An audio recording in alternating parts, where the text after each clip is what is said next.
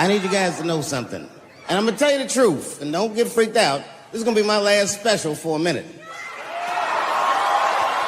It's all good. It's all good. Listen to me. I did it in Detroit for that reason. That's right. You wanna know why? Because I talked so much shit about Detroit in the first special, I figured I might as well do the last special here. Sorry about that, by the way. First of all, before I even start, I want to say that I'm rich and famous. And the only reason I say that is because the last 17 months were hell, and I cannot imagine what everybody went through. But I'm happy to see you, and I'm happy you're well, and I hope everyone you love is okay.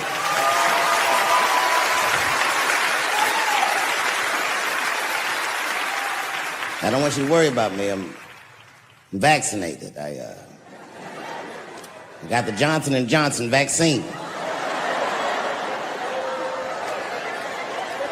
I gotta admit, that's probably the most niggerish decision I've made in a long time. I walk in the doctor like, give me the third best option. I'll have what the homeless people are having.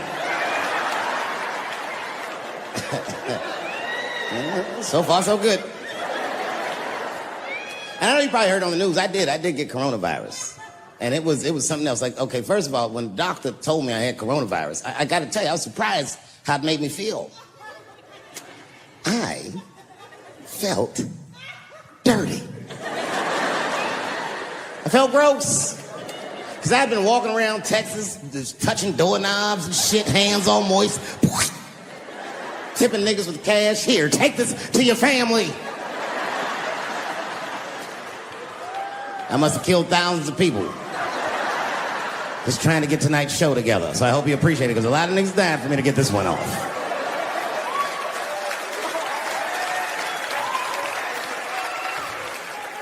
I hadn't felt that dirty in a long time.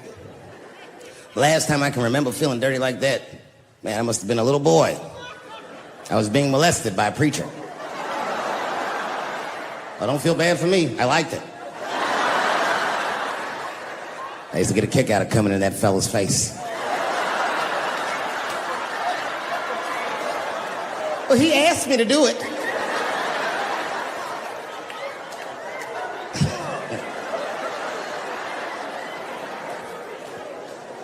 They make you quarantine.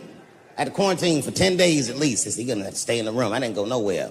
And it started making me nuts, because I would just sit in the room and watch videos all day. Now, you know what I was watching? And I hate to say this, but there was a lot of videos, sadly, of black people beating up Asians for no reason. Oh, these attacks were unprovoked. I couldn't believe it. And I was sitting in the room watching this shit. It was stressing me out. I was stressed already, because the whole time when you get coronavirus, at least the first 5 days, you wait, see how sick you're gonna get. And it turns out, and this is true, I didn't get sick at all. Not a cough, not a booger, not a fever, nothing. Look at me. I am the Magic Johnson of coronavirus.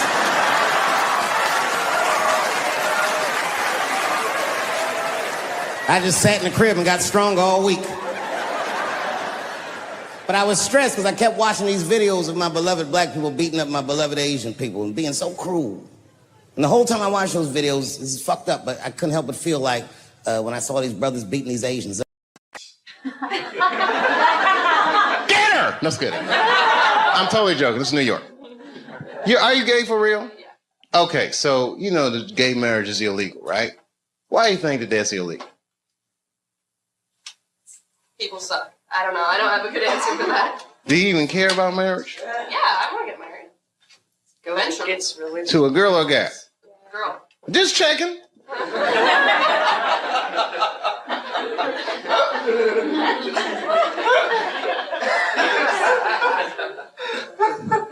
Why do you think it's illegal? People are scared of change. Do you think so? Morality. Who said morality? Do you think so? I don't. Whose morality? Who said big business? She knows what's going on. Huh? Hmm? Yeah? gays can get married, they're going to wake up to the reality of problems of marriage just like everybody else. And that's all good and well. You see, here's the thing. No matter what your morality is, it's still a secular society. So even if gay marriage is against my own personal beliefs, I can't necessarily believe a government that would say we don't want to do that for moral purposes. Not while you fucking bombing Iraq like that, or sending motherfuckers to Afghanistan like that. I mean, you can't be hitting me with all this dubious ass morality. They say morality because that's what their constituents need to hear. And because they think that's what their constituents want to hear. But honestly, Bill Clinton said 90% of the shit that people talk about has nothing to do with what the actual job of the president is about. You think the president be sitting around, what time is it, 10 o'clock? Oh, we got that gay meeting. Hey, guys, what are we going to do about that? I mean, I don't give a fuck about it. No, who actually is going to give a fuck? Big business. And I have a whole belief system about that you just don't want to know about.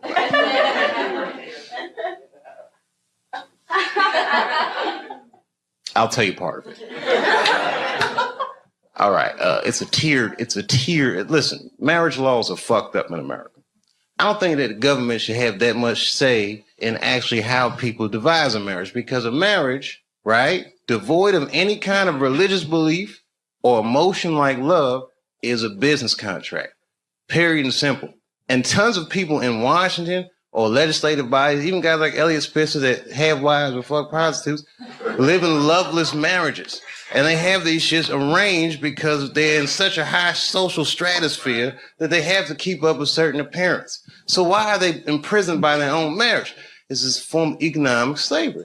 And if you look at the way this shit happens, corporations were made legal in the United States by the 14th Amendment, right? Or 15th Amendment, which freed the slaves. And then under those rights, people said, we want the same rights as those motherfuckers as collective individuals, right?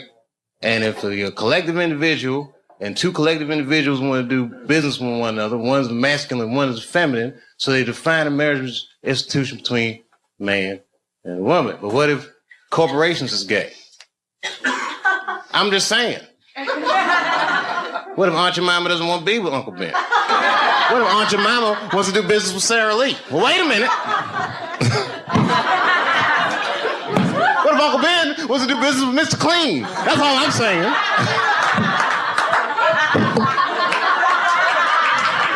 Guys, wait a minute. That's a little gay.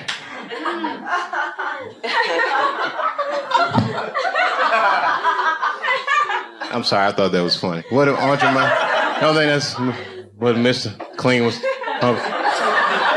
Uncle Ben wouldn't do this. Maybe I should have picked different companies. I put myself in a bad position.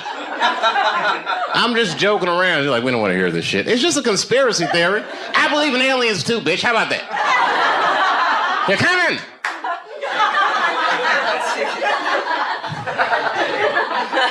Gay aliens, they're here.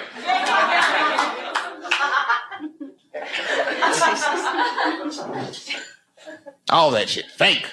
World Trade Center, fake. You want to know who blew that shit up for real? I ain't gonna say that. But you know, it's my own personal opinion. I don't even want to say that shit. Yeah. You know who I think blew up the World Trade Center? Ashton Kutcher. America, you have been pumped.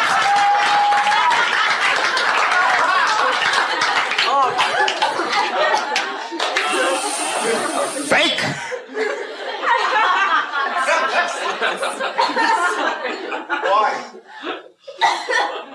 Why did he blow up the World Trade Center?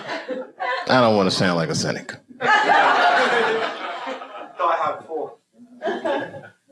Shit was crazy. I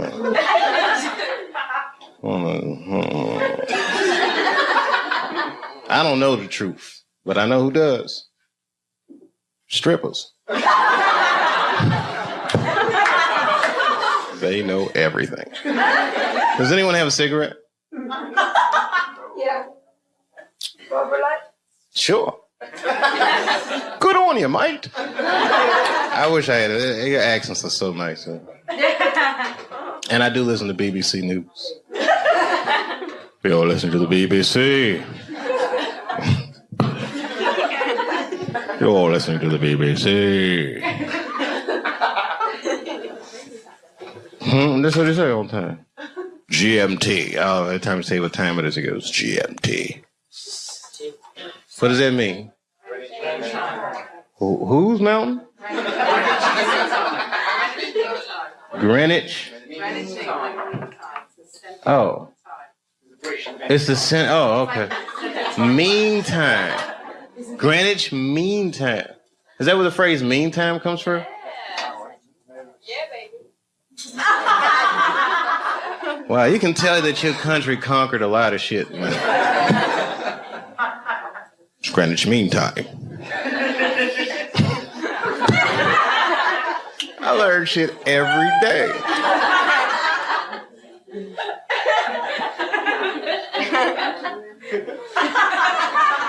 It's Greenwich Mean Time. Have you ever heard that before? Yeah, bro, you ever heard that before? Yeah, I heard it. Oh, you're from Ireland, though. Hang on down the middle of London, very much. You, Greenwich Mean Time? What's so mean about it? It's a time. Oh, okay. Like it's 0 degrees. Okay. You ever seen a guy's mind stretch? I might buy for it. Like in the 24 hours, like 0, like, you know. Oh, I don't do that 24-hour clock shit. I hate that shit. It's 1500 o'clock. 1500. What you got moved here, right? Like to make life easy. Got blocks. No, I don't like that shit. That's when it's good to have them strippers around. Strippers are like the Google of the streets.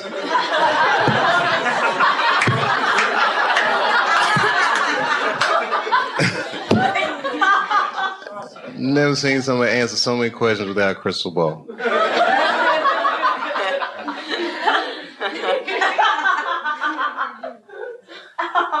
It's true. It's amazing. Skill sets. Girls be here. I'm an accountant. I'm a dog trainer. Every goddamn thing.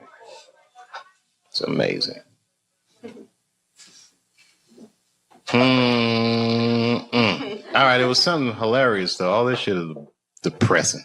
Ashton Kutcher didn't blow up those buildings, by the way. I don't want you to think. I'm not gonna put that on him. Huh? If he did, who was he talking? American people.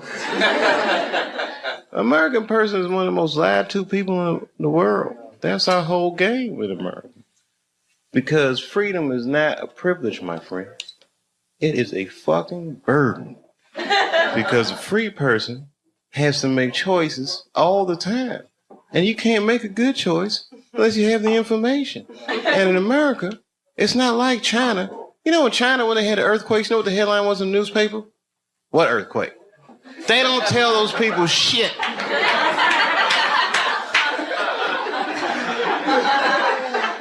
In America, they'll tell you every goddamn thing. And then they don't prioritize the information. You got to figure all that shit out for yourself. That's right. The war will be breaking out and you'll be like, did Michael Jackson fuck them kids?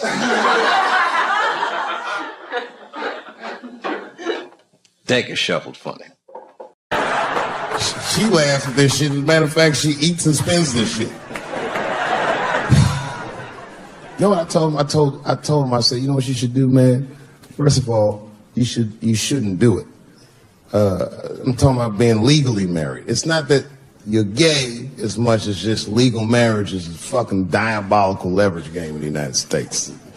I'm just being honest. Devoid of religious significance or the idea of love, marriage is nothing but an awful contract that you shouldn't sign. I'm just being real. Because you start out loving each other, and then like 2 years later, you're just building a case against one another for a hypothetical court date that may or may not ever happen. You throw being gay on top of that, that shit is explosive. Like I said, Ray Rice shit. Okay, right after Ray Rice went through all that shit, I was at a party and I met this kid, Michael Sams. You know Michael Sams? Very nice guy. He's the first openly gay NFL player. And Mike's a very nice guy, very brave guy. But when I met him, I couldn't help but thinking, now what's going to happen when Michael Sams beats his wife up in the elevator? Is that domestic violence or is that just two niggas working shit out in the elevator? You know what I mean?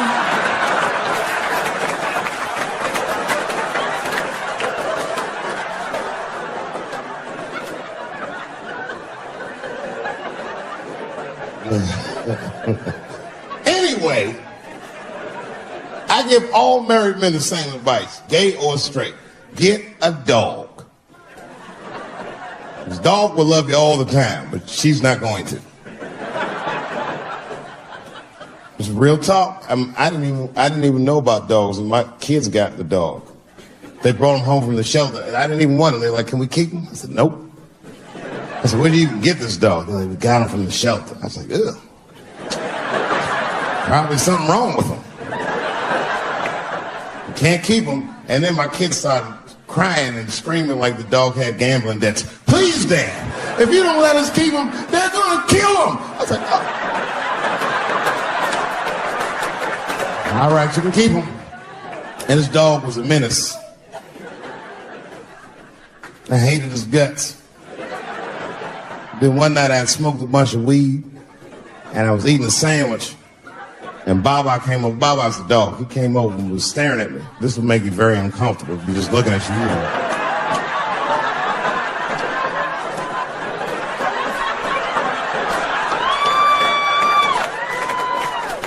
I had to give him a piece of my sandwich so he'd go away. And that's how we became friends. Now, if you see me walking down the street with Baba, I ain't got no leash or nothing. He walks right next to me. If I stop, he'll stop. And if I go, he'll go. And all my friends are like, "Yo, Dave, that shit is dope. How you train Baba to do that shit?" I've never trained Baba. Just a messy eater. If I drop food and Baba's not around, all I gotta do is call him. "Baba!" He's a black dude's dog, so he doesn't come right away. He peeks first to see what's going on.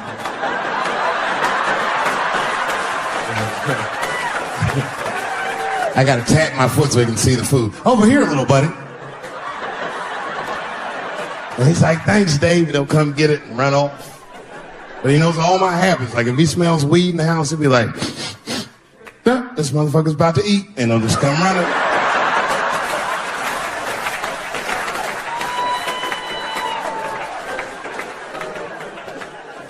Baba got me through a very difficult time in my marriage. We spend the most time together. Like, it's not that me and my wife don't spend time together, but we've been married so long, it's like we don't talk like, I don't know if anyone's married here, but if after 10 years, all that chatty shit goes away. You've said it all. You know what I mean? It's just, yeah, we're just in the zone. She says the same shit to me every night before she goes to bed. I'll be the last one up. She's like, "I'm gonna get some sleep, Dave. Good night." "All right, babe, we'll stay up and watch television. Good night." And she'll walk halfway up the steps. "David? Don't eat the kids' lunch." And then she walks away.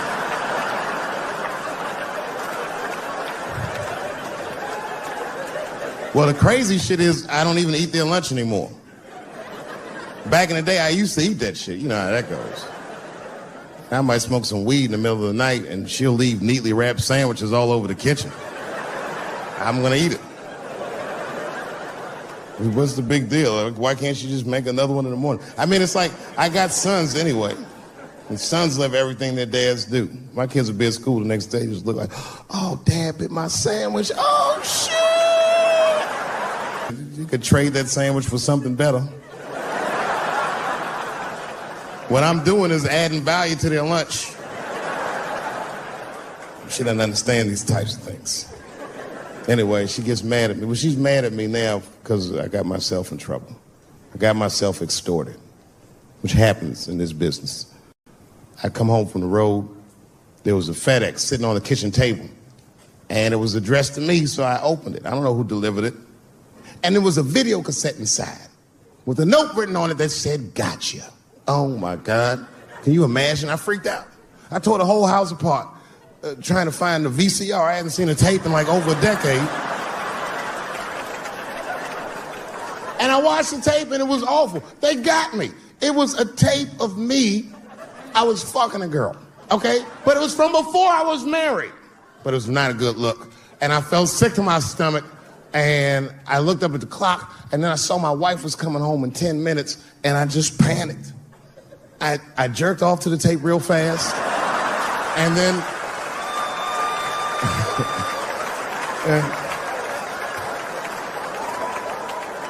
and then I called the FBI. Much better. I mean, they didn't say they were going to catch him for sure, but they had the demeanor of some competent people that would catch him. So I didn't worry about it too much. And then not even a week later, 5 days later, I come home and there's another video cassette just sitting on my porch. As soon as I saw it, I just called the police like, they've done it again. You should probably look for a guy with bell bottoms on because I don't know who the fuck is sending tapes.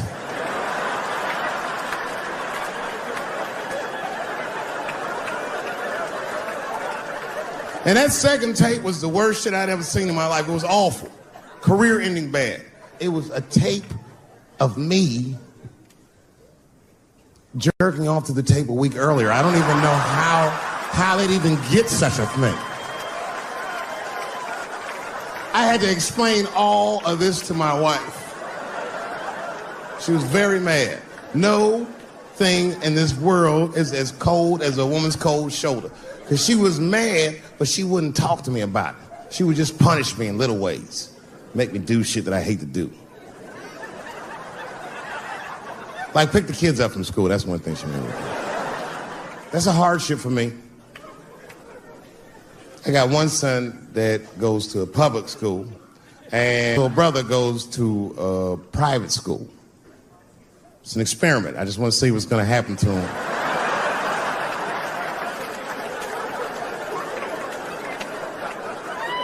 But what's weird is my little son in private school, he's like my thuggy son, you know what I mean?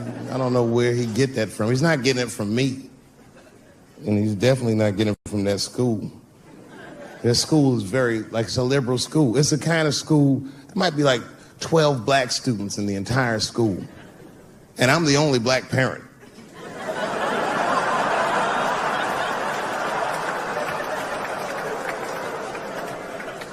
And none of the parents like me either. Not because I'm black, but just like they don't like how I roll. Because I be showing up late all the time, and I'm like in a Porsche and I'm blasting music that they don't like. You know, the music be like, I'll beat the pussy up. And I pull into the parking lot. I might be smoking a cigarette with the kids in the car. Then I pull into like that handicap space. And then when I get out of the handicap space, they always want to say some passive aggressive shit. Morning, Dave. Don't know if you noticed, but you actually parked in the handicap space. Huh? Yeah, you know what, Frank? I did notice. But who is this handicapped guy we're all waiting on that never shows up?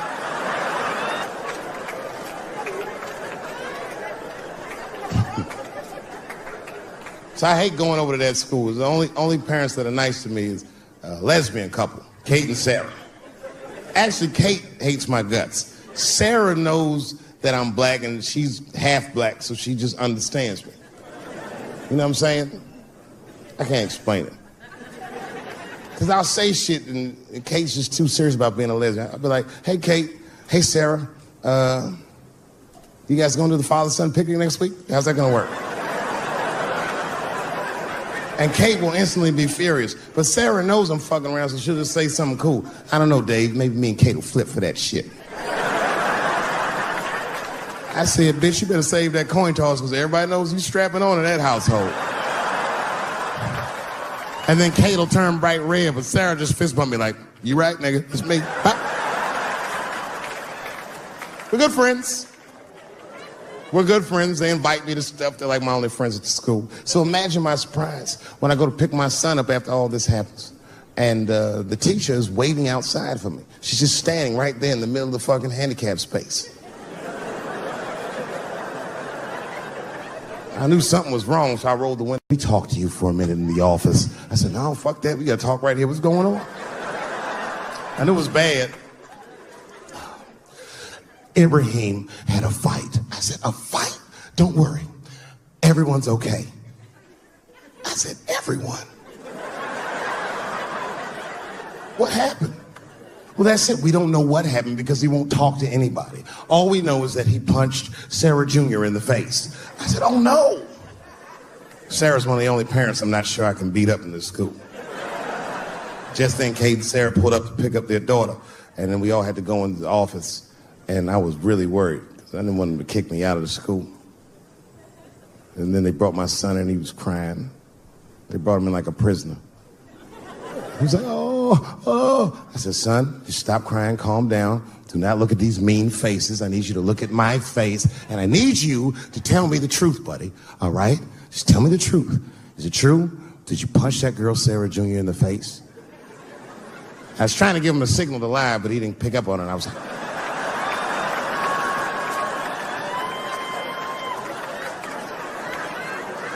he wasn't paying attention. She said, yes, Daddy, I punched her face. I said, oh my God, why? Why would you do that? You're not supposed to put your hand. So gangster, it scared all the parents in the room. He was like, because she had it coming. I said,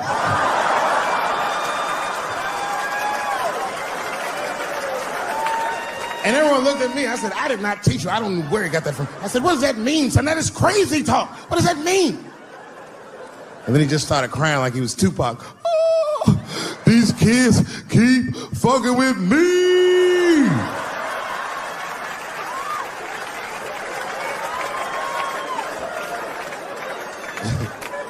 I told his teacher, I said, well, now wait a minute. This kid is a lot of things, but he's not a liar. And if he said they was fucking with him, they did something to him. Son, what's going on? What did they do to you? Oh, Dad, I'm tired of this shit. It's been going on all week. I said, what's going on all week? He said, we was at lunch, and that bitch bit my sandwich.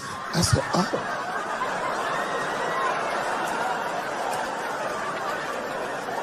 He said, it's the fourth time this week. I'm tired of this sandwich biting bitch. I said, stop using that word. Let's go home. That's a quiet car ride home.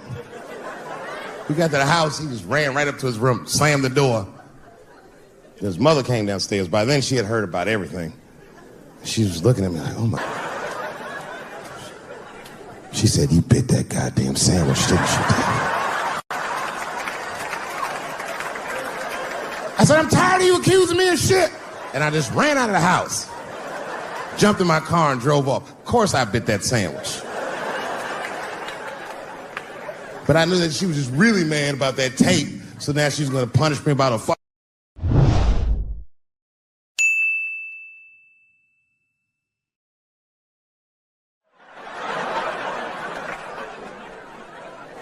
You know, everyone has it hard, but I think harder than black people and harder than Arabs and harder than Mexicans, you know who has it the worst?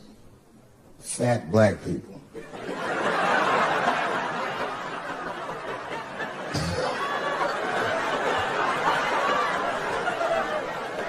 It's hard for white people to understand, but that's what I'm saying is very true. Fat black people have a really rough road because all manner of things kill white people. But you know what kills more black people than anything, more than police and terrorism? Salt, nigga. Regular ass table salt. Here, white people are getting Ebola cures and shit, and meanwhile, I'm dying from fucking the flavoring.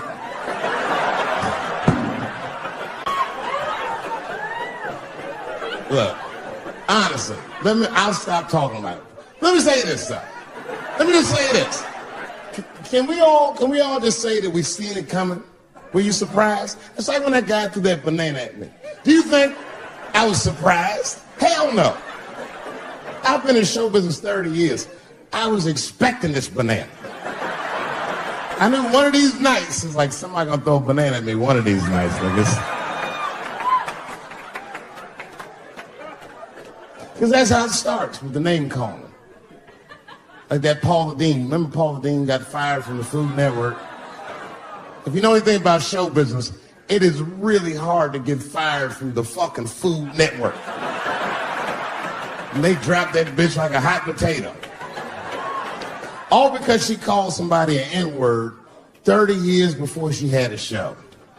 I don't know who she said it to, but whoever it was just looking at her like, I'm gonna get you for this bitch. That shit came back 30 years later like a Bill Cosby rape and sunk a battleship.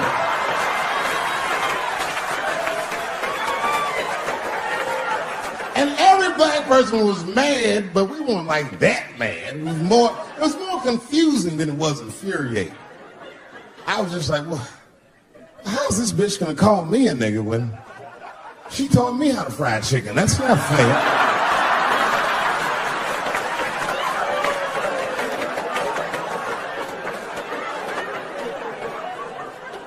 I think Donald Sterling shit was more serious.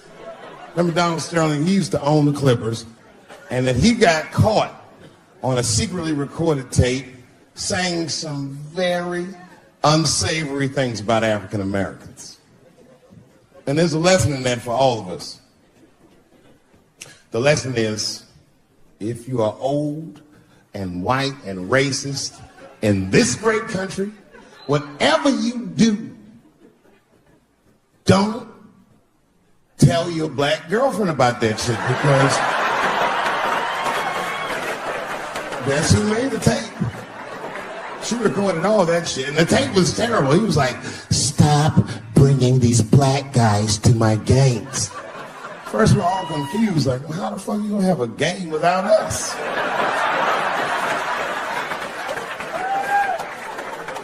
But it turned out that the black guy he was speaking of was none other than Magic Johnson, the billionaire. Unbelievable. Never even mentioned the fact that he had AIDS, which is the first thing I would say to my girlfriend. This guy must be really racist if AIDS is the footnote. You gotta be careful, baby. You got the old Ebola.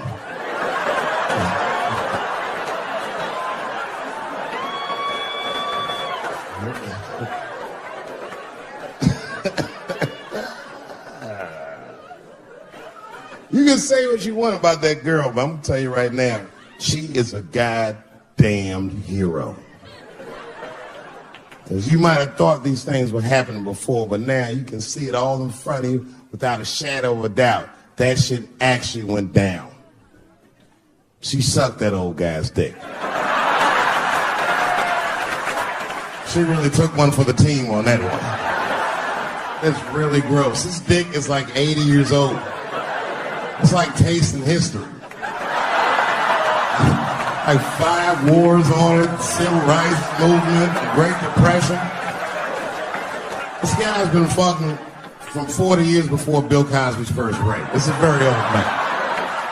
A very old penis.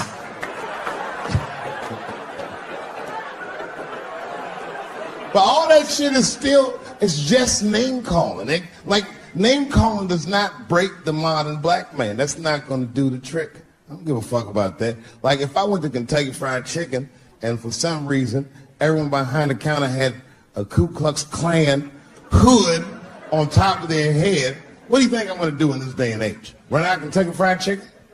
Not if I'm hungry. I'll go straight to the front. Hey man, let me get a 2-piece. I don't give a fuck what he says. You want a biscuit with that, nigger? I thought it came with a biscuit. What's all this attitude? I want a 2-piece. Chop, chop. You know what it is. But I'm not going to be mad. Why would I be mad? He's the one that's got to work at Kentucky Fried Chicken, not me.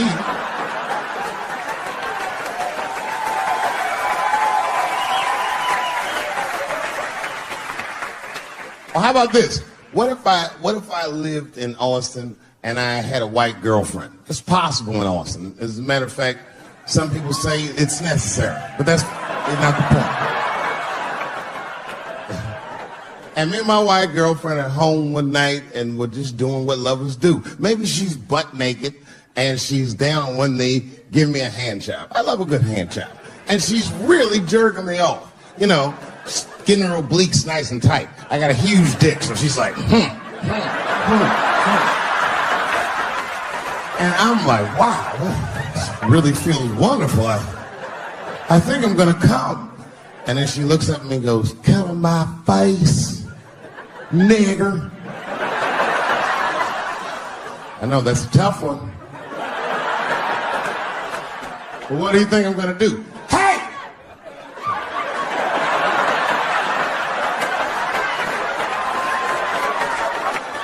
That's no time for integrity, ladies and gentlemen. I'm busting that nut in her face. I'll sort through the ethics later.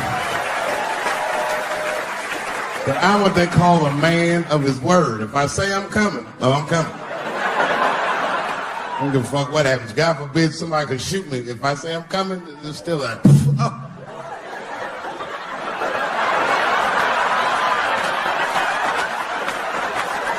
Doesn't mean I like getting shot.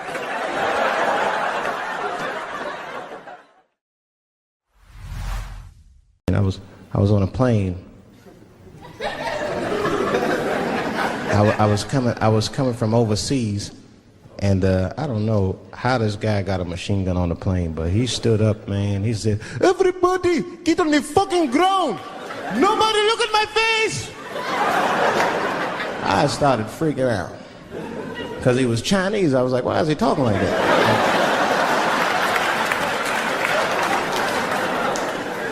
He was screaming and crying. I was the only brother on the plane. Well, I thought I was the only brother. I looked over. There was one other black dude. He was from Nigeria. I looked over at him. He was looking right in my face, man. He didn't say two words to me. He just looked at me. He was like...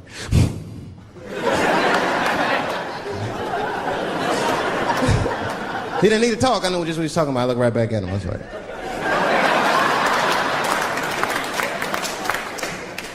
Some white dudes on the front of the plane seen us. They were like, "Oh my God. I think those black guys are gonna try to save us."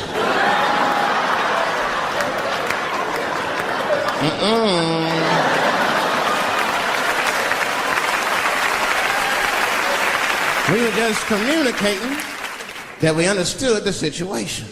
We were both seeing the same thing. What we understood was simple. Terrorists don't take black hostages. That's the truth. I have yet to see one of us on the news reading a hostage letter and shit. They is treating us good. We all chilling and shit. I'd like to give a shout out to Ray Ray and Big Steve and send some Newport.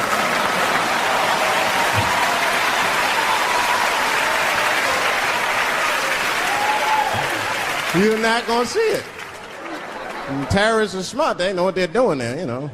They terrorists. They know it's black people's bad bargaining chips.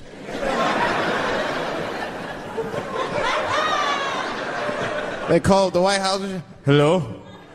We have got 5 black... Hello?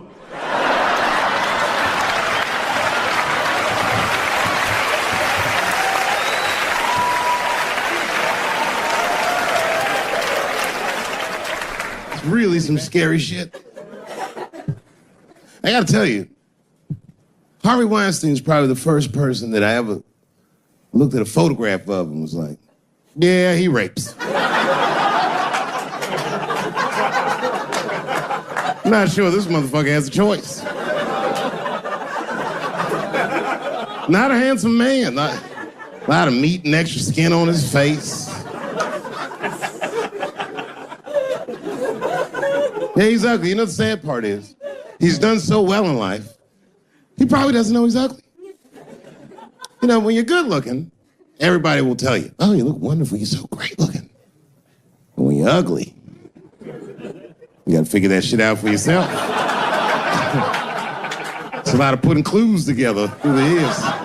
Why am I not getting in the club? I got all the right shit on.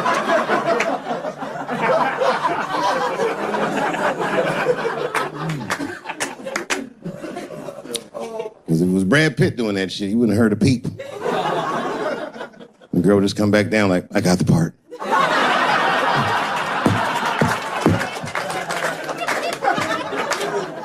Yuck. And yet, it is important that I acknowledge, ladies, you are absolutely right. There you go.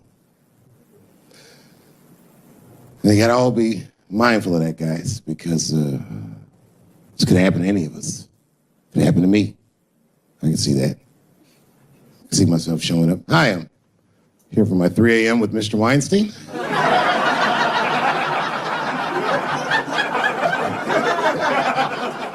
Hey, Harvey, I got your text. I'm here to talk about the script. Seems like it's going to be hard to read in candlelight, but I guess I could try.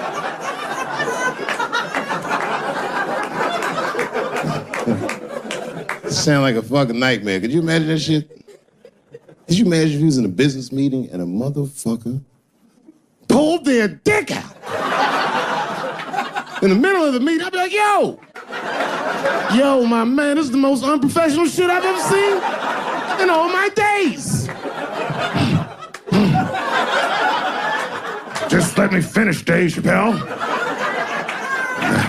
I'll put you in all 3 Lord of the Rings.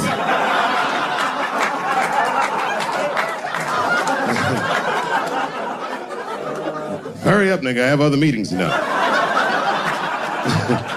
I have a 4:30 a.m. at Brett Ratner's house. And, I believe it's wardrobe fitting.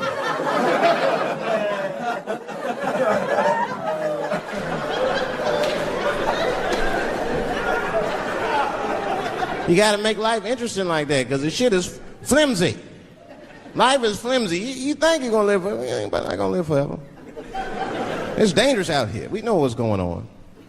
I travel now, you know. I used to think D.C. had the roughest ghettos in the country. Nah, nigga, I have seen some shit now. Oh, there's some rough areas outside of D.C. Yeah, everybody should go to the ghetto. I was taken to the ghetto one time. That's the worst. When you get taken and you're not expecting to go. You know, usually you want to know when you go in the ghetto, like, I'm going to see some wild shit. I got to prepare myself. I'm going to see something crazy. When you're taken, it's different. I had a limousine driver. It was after a show. It was late at night. It was like 3 in the morning. I had a limousine driver. He was a nice guy, talking to me and shit. Oh, hey, where you from, dog? D.C.? Word? That's a rough city, man. And his cell phone started ringing. Hold on 1 second. Hello? Oh, what's up, nigga? What? What the fuck? Slow down. What? What the fuck? No! No! No! Fuck that, nigga. Fuck it. I'm on my way.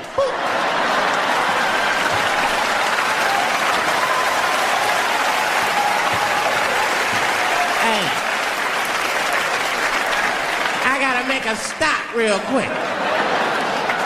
At 3 o'clock in the morning. I didn't know he was taking me to the ghetto at first.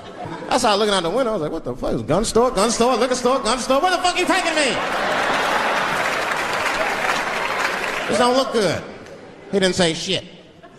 He just pulled up in front of an old rickety building that looked like a project. Now, I'd never been there before. I'm not sure if it was a project, but it certainly had all the familiar symptoms of a project. A fucking crackhead ran this way.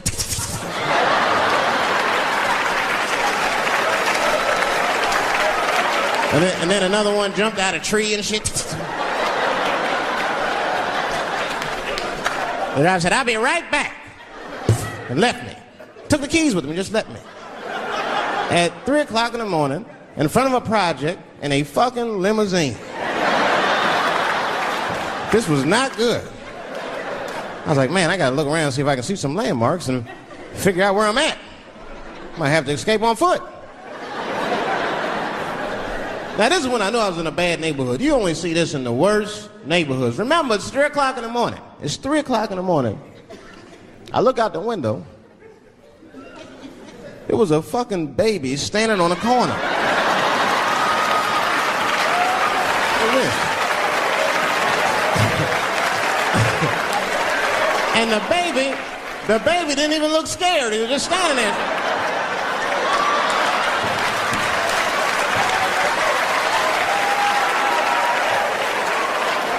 I mean, it made me sad, really. You know what I mean? Because I wanted to help the baby. I was like, I don't trust you either. I'm sorry. Click. Click.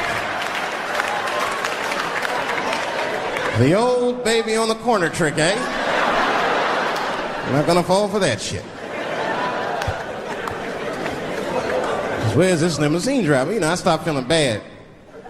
As time goes by, I start feeling worse. Like, man, what is wrong with me? What the hell's wrong? I'm scared of a baby. And this baby could be in trouble. He might need my help. I got to do something. But I wasn't going to get out the car. I'm serious, man. I just cracked the window a little bit. There's an old limousine. I can roll it down.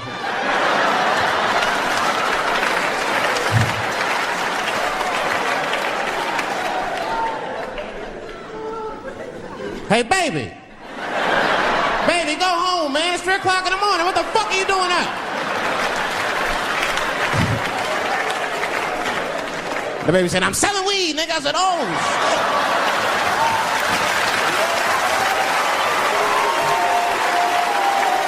I wasn't expecting that. I'm serious. I had to buy 2 bags from the calm. Let me get 2 coins. Got back in the car and rolled me a joint, man. So, that shit was scary, man. Every once in a while, like a crackhead would come up to the car and look in the window. It was like Jurassic Park and shit. He'd be looking all in the car. Hey, get out of here, cracky. That baby was still standing there, man. Then I started feeling bad again. Yeah, weed make you feel guilty sometimes. You know. Man, what is wrong with me, man? I have just bought weed from an infant. I can't condone this kind of behavior. What am I thinking? I can't let the fear ruin my morals. Gotta do something.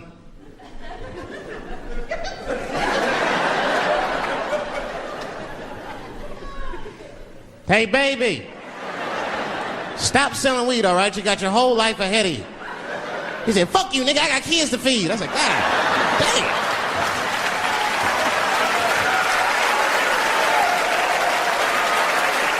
Sad. And just at that very moment, one of the crackheads was running across the street and got hit by a car. I know it was a hit and run. The police did it. That's all right. They sprinkled some crack on him and got back up. I almost protested the war in the beginning. Almost. Until I saw what happened to them Dixie chicks. I said, fuck that. If they'll do that to 3 white women, they will tear my black ass to pieces. I don't want to hear that shit. Yeah, man, they would. But I'm like, for real, why you care so much what the Dixie chicks say? It's not like they political scientists or nothing. They just bitches that can sing good. You know what I mean? Stop worshiping celebrities so much. Just don't listen, don't pay attention. I remember right around September 11th, Ja Rule was on MTV. That's what they said. They said, we got Ja Rule on the phone. Let's see what Ja's thoughts are on this tragedy. Who gives a fuck what Ja Rule thinks at a time like this, nigga? This is ridiculous. I don't want to dance. I'm scared to death. I want some answers that Ja Rule might not have right now. You think when bad shit happens to me, I'll be in the crib like, oh my God, this is terrible. Could somebody please find Ja Rule, get hold of this motherfucker so I can make sense of all this. Where is Ja? Add me Ja Rule.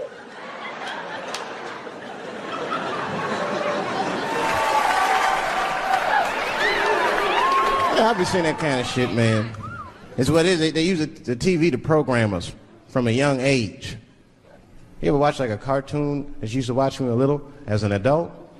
That shit is wild shit. It's some wild shit. I mean, like I was with my nephew. We sitting there, we watching Pepe Le Pew, and I say to my nephew, I say, now pay attention to this guy because he's funny. I used to watch him when I was little. And then we watched Pepe Le Pew, and I'm old now. I'm looking like, good God, what kind of fucking rapist is this guy? Like, take it easy, Pepe. My nephew was sitting there cracking up. Hee. See, sometimes you gotta take the pussy like Pepe. Like, no.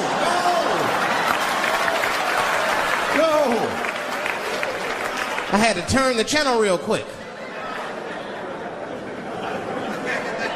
I turned on Sesame Street. I said, oh, Sesame Street. This is much better because now he'll learn how to count and spell. But now I'm watching it as an adult and I realize Sesame Street teaches kids other things. It teaches kids how to judge people and label people. That's right. They got a character on there named Oscar. They treat this guy like shit the entire show. They judge him right in his face. Oscar, you are so mean. Isn't it, kids? Yeah, Oscar. You're a grouch. It's like, bitch, I live in a fucking trash can. I'm the poorest motherfucker on Sesame Street. Nobody's helping me. Then you wonder why your kids grow up and step over homeless people. Get it together, grouch. Get a job, grouch. So don't even tell me how to get to Sesame Street. That is a terrible place. I wouldn't go there if I knew the way. Who would want to live in a neighborhood like that? Fucking 6-foot pigeons walking around. And an elephant that's a junkie. Hi, bird. Yeah, that's right, Snuffy. Hi, bird, I'm sick. I need some smack, bird. Then Cookie Monster with his eyes popping out his head, screaming, cookie, cookie, cookie, like, ugh. What kind of cookies are you talking about? Chocolate chips don't do that to people. And then they had the nerve to put a pimp on there. They didn't come out and say he's a pimp, but I know a pimp when I see one. They called him the Count. Had a cape and everything. You could just see him pimping. Bitch, where is my money? You've been late 4 times, I've been counting. How many times must I smack you before you act right? 1, 2 smacks.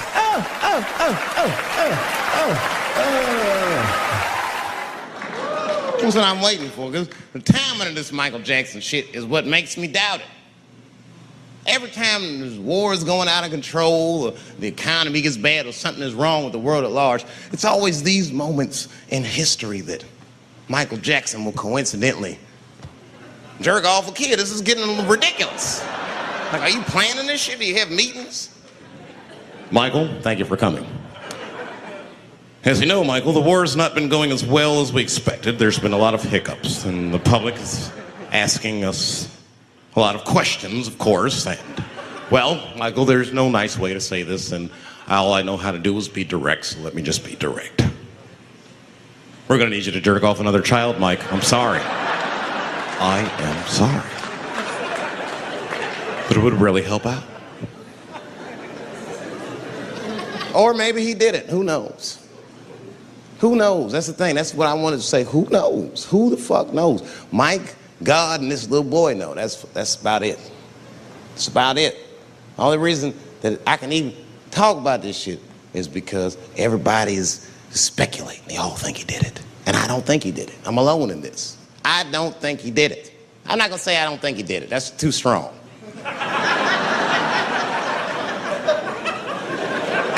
Let me just say I am reserving judgment until all the facts come out. But so far from what I heard, I mean, the kid said he was dying of cancer. He was in Make-A-Wish Foundation. He claims he had 2 weeks to live, and it was his dying wish to meet Michael Jackson. Come on, man, give me a fucking break. This kid is 10 years old. He don't remember Thriller. The fuck you want to meet Michael Jackson for, honestly? I remember Thriller, and I just, like, kind of want to meet this nigga. Like, I wouldn't break an appointment to meet him. I'll put it that way. I'd have to already be free. That's ridiculous. It's like if I'm dying in 2 weeks and go, oh, mama, get me in a room with Chubby Chuckle. I wouldn't want to meet that motherfucker. My last 2 weeks. Why not Usher or somebody like this? So then the kid claims he goes to Michael's house. This is where it all gets crazy. He does everything you'd expect at Michael's house. They climbed trees and rode roller coasters and Ferris wheels. The chef made cookies, pies, and cakes. They was petting the monkey and the giraffe, sang songs, kid shit. And in the middle of all this childlike activity, for some reason, Mike pulled out some wine and some pills and sucked his kid's dick. Folks, it hurts me to say it. And the kid had the nerve to call that abuse. Motherfucker, that is a good host. God damn, what else do you want? What else do you want? I'm lucky to get a glass of grape drink at my friend's house. Let alone a roller coaster ride and my dick sucked. Mike must be confused, like I brought you in my house, I fed you, I sucked your dick, and this is how you repay me, motherfuckers? This was your wish, not mine. Thought you were dying in 2 weeks. What happened to that motherfucker? I've been in court for a year and a half. You get stronger every time I see you.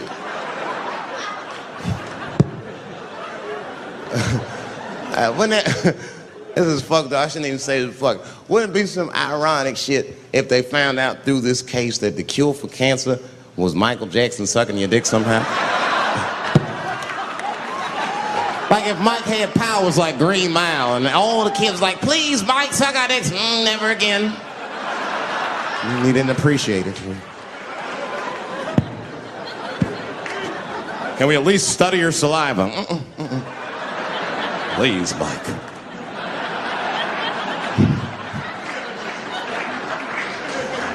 Oh my God. But there's a more important reason that I would stop doing comedy right now. And this reason is the real reason that's been percolating, and it really is the crowd, not you. I'm talking about the crowd on the big stage. It's too hard to entertain a country whose ears are so brittle. Motherfuckers are so sensitive, the whole country is turned into bitch-ass niggas.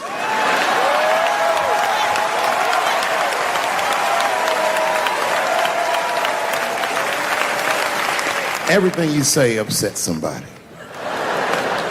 But motherfuckers are just taking it too far. I don't know why or how everybody got this goddamn sensitive. You know who hates me the most? The transgender community.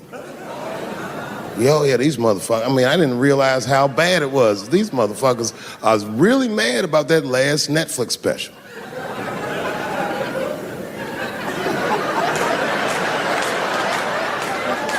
It's tough, man. I don't know what to do about it because I like them. I always have. Never had a problem with them. You know, just fucking around. As a matter of fact, I think I make fun of everybody. And I mean, as a group of people, they have to admit, it's kind of fucking hilarious, man. I'm sorry, bro. It's like, I've never seen somebody in such a hilarious predicament not have a sense of humor about it. They're born feeling like there's something other than they're born as, and that's kind of funny, you know? I mean, it's funny if it's not happening to you. I believe transgenders. I don't understand them either, but I know they mean what they say. Them niggas cut their dicks off. That's all the proof I need. I've never seen somebody just throw their dick away. Don't need it.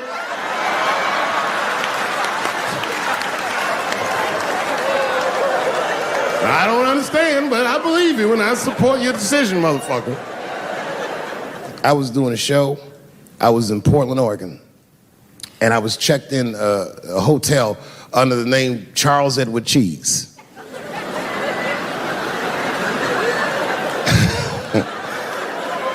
I came back to my room late at night,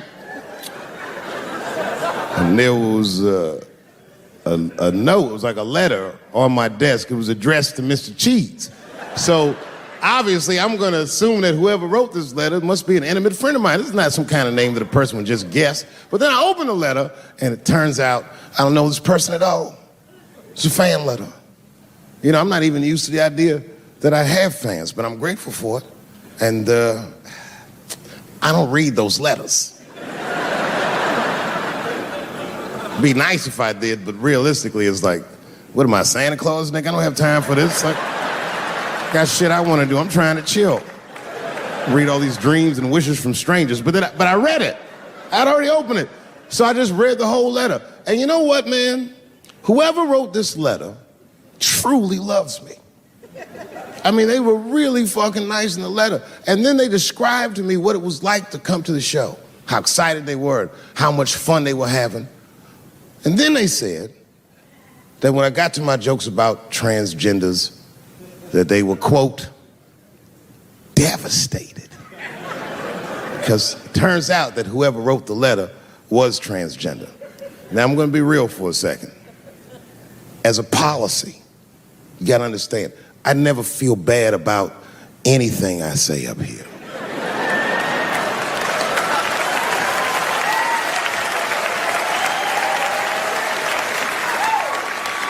And I would never admit this to you if I hadn't locked your phones up. But it was the weirdest thing. Like, when I read this letter, this shit made me feel bad. I didn't feel bad about what I said, you understand? I felt bad that I made somebody else feel bad. To be honest, I don't even know what I said that upset that person. I have so many transgender jokes.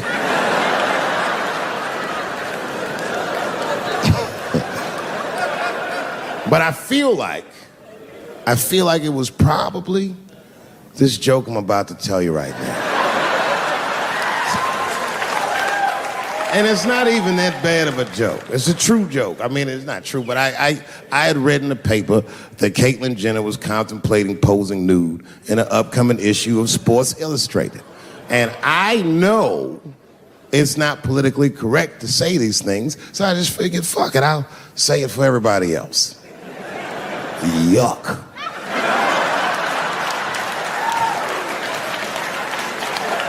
You know, sometimes I just want to read some stats. I don't know why you're going to cram some man pussy in the middle of the sports page like this. I just didn't think that was the place for it. But I wasn't saying anything like Caitlyn Jenner's a bad person. I'm not mad at her for doing it. Not even mad at Sports Illustrated. If I'm mad at somebody, I'm probably just mad at myself. You understand? Because deep down, I know that I am not strong enough to not look at those pictures.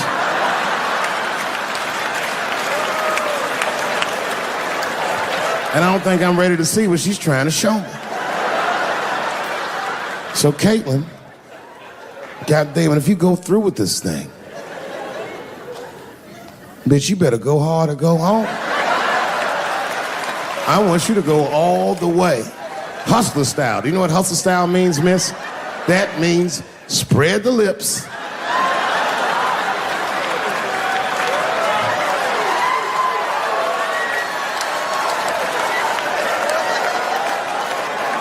I hope she spreads her lips and there's an itty bitty dick inside. Ah! The show is behind the curtains.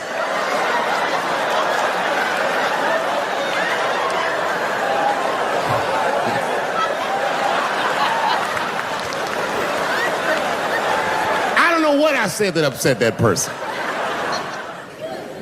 You know, I can remember when it all started. It was when I was doing Chappelle Show. When I was doing Chappelle Show, I used to do the show, and then on the weekends I do like concerts and shit like that. So I'm doing a concert, and there was a couple in the front row, beautiful couple. The wife was obviously Asian.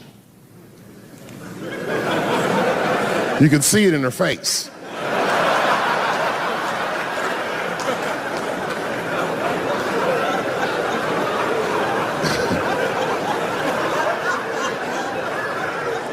The husband, this motherfucker was mysterious, to say the least. Couldn't quite pinpoint where he was from. Caramel-colored fella, very nice hair, but he could have been from anywhere. Bangladesh, Mexico. I can't guess with a nigga like this. All I knew for sure about this guy is that his wife was a bitch. I could see that in her face, too. No, he was laughing and having a good time, and she was scowling at me at a goddamn comedy show. I couldn't figure it out. And then I realized at some point that she was pregnant, and I was smoking on stage. I said, oh my God, that's probably why she's mad. So I started to put my cigarette out, but then she hit me with one of them fake non-smoker calls. So I just kept smoking. I thought to myself, bitch, that babe will be fine, relax. And I tried to break the tension. I just asked her. That's all I said. I go, hey, where are you guys from anyway? And I could tell that she was on to me. She goes, very condescendingly, she says, I'm from California. If you're asking my ethnicity, I am Chinese. And her husband was just cool about the shit. He was like, I'm Mexican, bro. I said, well, I'm sorry if I offended you by asking, but you're a very beautiful couple. And miss, there's no question that you're going to give birth to the hardest working baby this world has ever seen.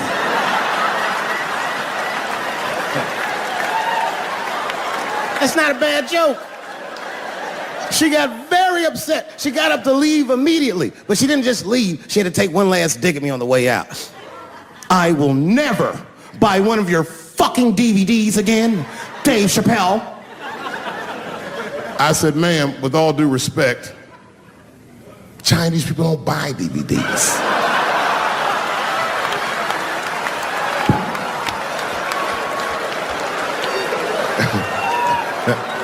And the crowd went crazy. We were all laughing, having a good time. I didn't even think anything of it.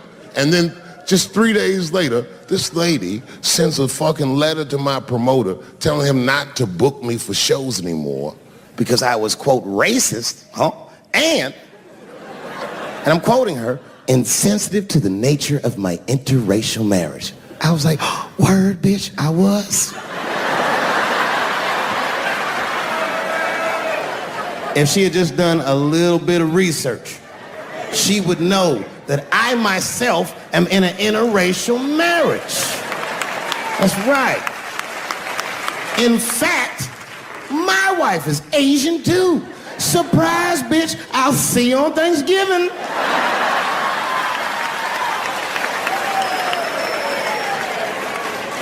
But my wife's not Chinese. She's Filipino. That's right, that's right. And our kids are Puerto Rican somehow, so there you go.